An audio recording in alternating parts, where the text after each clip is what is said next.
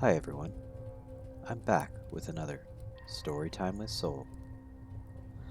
Find a quiet, comfortable spot to settle into, where you can escape the hustle and bustle of the world. Take a few moments to gently close your eyes and focus on your breath, inhaling deeply and exhaling slowly. Let go of any lingering thoughts or worries, allowing your mind to become a calm and open canvas. As you prepare to listen to the story, imagine a soft, gentle breeze brushing against your skin, and visualize yourself in a tranquil place, surrounded by the serene beauty of nature or a cozy, safe place. Embrace this moment of relaxation and get ready to immerse yourself in the world of the story where adventure and wonder await. Chapter 11. Soul and Pinchman, filled with curiosity and excitement, stepped back onto the platform, contemplating the puzzling clue they had received from the grass trainers. As they descended, their minds whirled with thoughts on how to enter the mysterious Cubaverse. To their astonishment, as the platform reached the ground, they noticed a sign proclaiming Cubaverse this way, pointing towards the left. Soul and Pinchman exchanged bewildered glances, wondering how they had missed such an obvious indication. Intrigued by the unexpected turn of events, they followed the arrow, their hearts racing with anticipation. As they approached the portal labeled Cubaverse, an immense structure that seemed to defy the laws of reality, they couldn't help but feel a mix of awe and trepidation. Soul voiced his surprise, exclaiming, "How did we miss this?" The answer eluded them, but they were determined to forge ahead and unravel the mysteries that awaited them beyond the portal. Pinchman, ever the brave explorer, volunteered to venture into the Cubaverse first.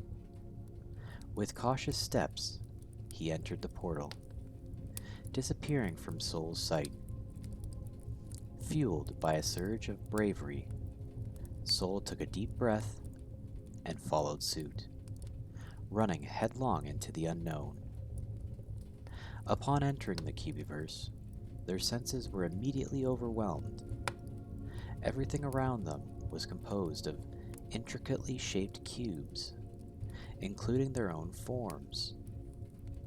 The world appeared both familiar and alien, a realm where reality was distorted and the laws of physics seemed to have taken on a different form.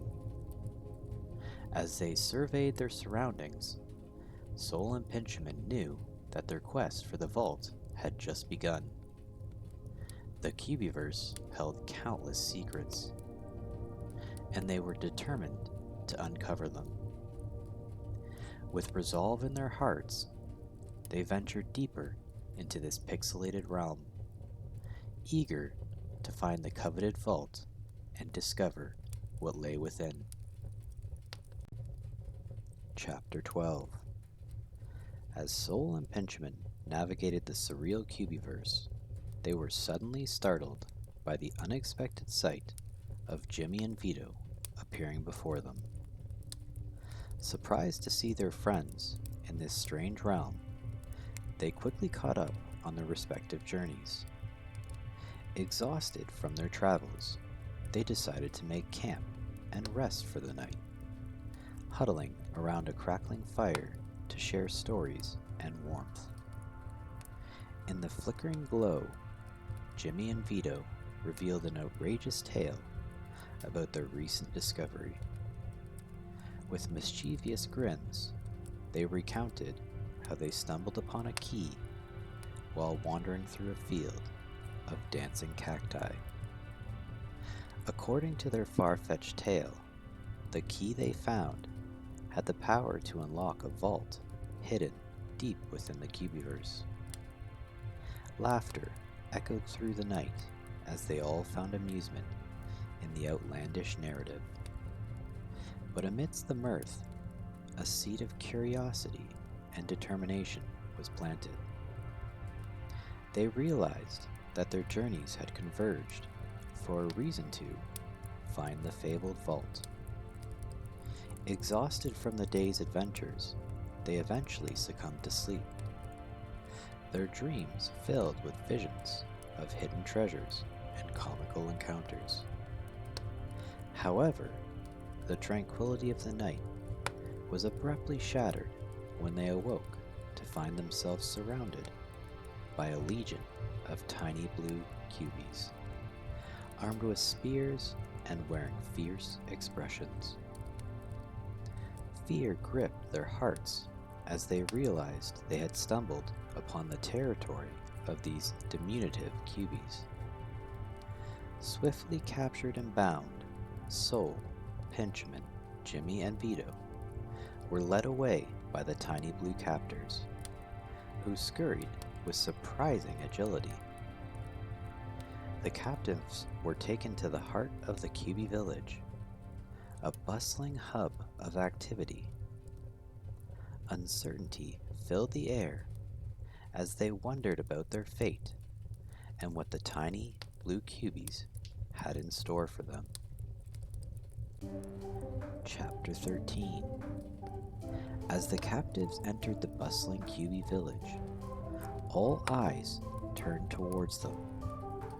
Whispers filled the air, and some mischievous villagers began hurling small cubes of fruits and vegetables in their direction. Soul, Pinchman, Jimmy, and Vito couldn't help but feel a mix of amusement and unease at the unusual reception. The caravan of tiny blue cubies eventually came to a halt in front of a massive chest crowned with a fearsome three-headed dragon sculpture. A surge of excitement coursed through their veins as they realized that this could very well be the vault they had been searching for. The significance of their discovery hung in the air, as if fate had guided them to this very moment. To their surprise, the tiny cubies bowed in reverence to the dragon atop the chest, treating it as a guardian and protector of the precious treasure within.